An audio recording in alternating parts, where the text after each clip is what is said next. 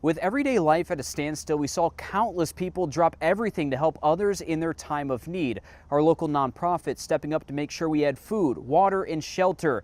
Because in a time where everything was uncertain, the selflessness of these volunteers kept hope alive. You know, it's hard to put into words, just the destruction from one night to the next morning. You know,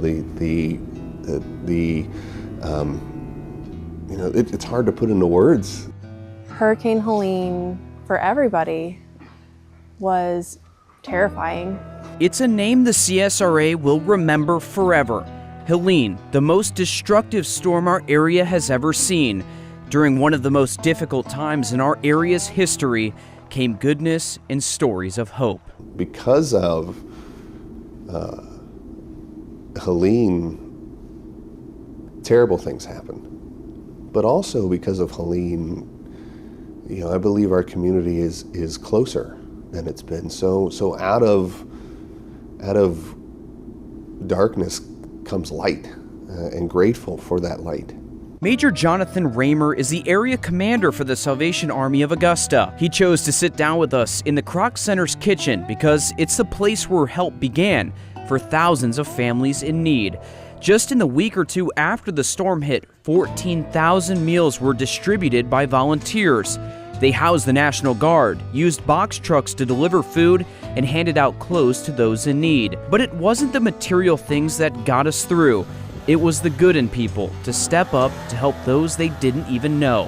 What makes you so emotional talking about that?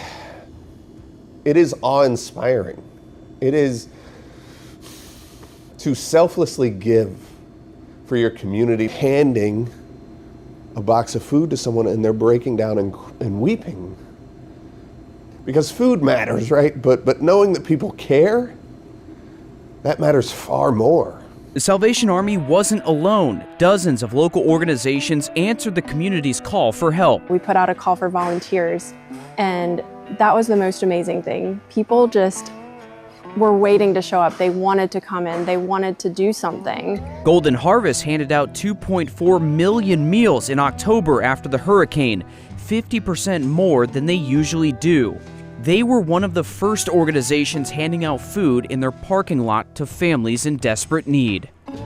People just came together, and at the heart of humanity and people is goodness, and I think it's important to remember that. And I think things like Hurricane Helene and natural disasters and horrible situations, out of that sometimes can rise beautiful friendships and collaboration.